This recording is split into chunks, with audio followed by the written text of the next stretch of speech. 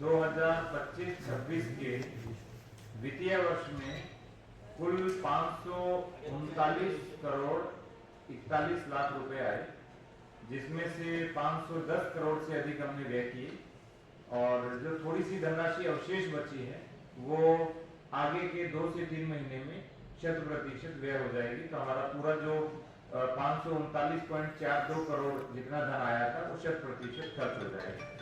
हमने इस वर्ष एक चीज विशेष ध्यान रखी मॉनिटरिंग के माध्यम से कि जो पैसा आए वो 100% खर्च होना चाहिए।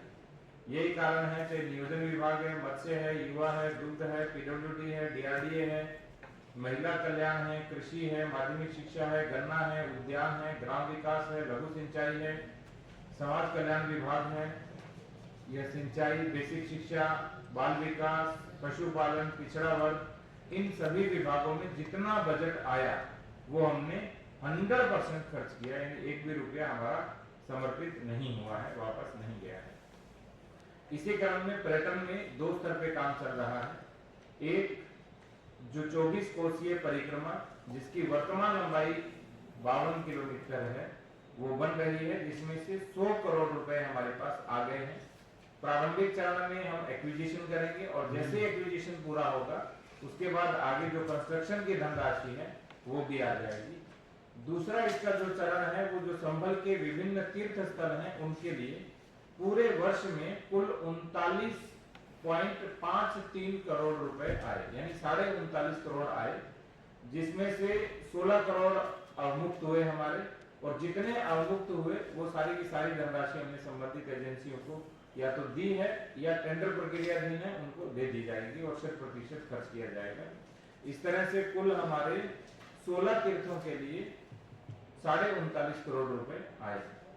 तो ये 2 चीजें थी जो मैं आपको अवगत करवाना चाह रहा था। यदि आपका कोई प्रश्न है तो हम बात कर सकते हैं।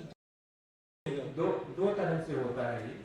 हमारे जितने कुल मैंने आपको 24 विभाग बताए, 24 में से मात्र 4 विभाग ऐसे हैं जिन्होंने कुछ धनराशि जो शेष रह गई। एक जैसे माननीय विधायक माननीय सांसद निधि होती है, उसे हम खर्च को शेष रहना नहीं बताते क्योंकि वो आगे के बजट में जुड़ती रहती है, वो समर्पित भी नहीं होती है, इसलिए उसको नहीं कह सकते। वो एक तरह से एक है ना जो पंचवर्षीय योजना में आया था, रोलिंग प्लान आया था, ठीक है। तो रोलिंग प्लान का क्या होता है कि एक रोल खत्म हुआ वो दूसरे में जुड़ गया तो वो रोल होता रहता है।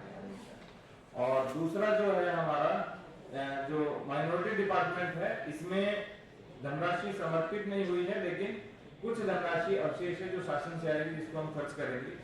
समाज कल्याण विभाग की थोड़ी धनराशि समर्पित हुई क्योंकि वो जो धनराशि थी और बाल विकास विभाग की जो धनराशि थी वो उस मद के अंदर खर्च होने के लिए जितनी हो सकती थी वो हमने 100% कर दी।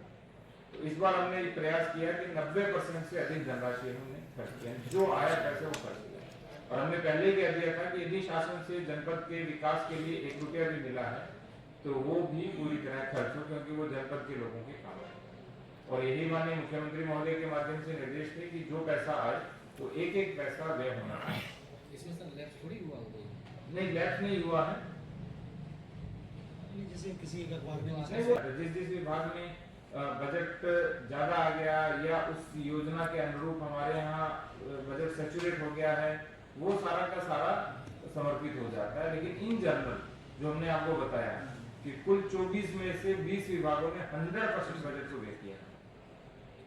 कितनी बड़ी उपलब्धि है कि 24 में से 20 विभागों ने 100% बजट यूटिलाइज किया। इसको लेकर सब कोई रैंक वो पिछले 2 महीने को यदि छोड़ते हैं तो हमेशा टॉप 10 टॉप 20 में बने रहे। और 2 महीने में 1-2 तकनीकी कारण से एक दो ऐसे बिंदु जुड़ गए थे सीएम डैशबोर्ड में जिसमें हम ऑलरेडी पिछड़े हुए थे, इस कारण से। अदरवाइज हम हमेशा टॉप 10 टॉप 20 में बने रहे पूरे वर्ष में। एक मद होती है जो नियोजन विभाग की है, उसके अंतर्गत लगभग 12.5 करोड़ हमारे जनपद में अलग अलग चीजें हैं, जिसमें रोड भी है, बारात घर उत्सव भवन ये भी है, और बाकी जो भी विकास के कार्य माननीय जनप्रतिनिधियों के द्वारा दिए गए थे उन सब का मद है।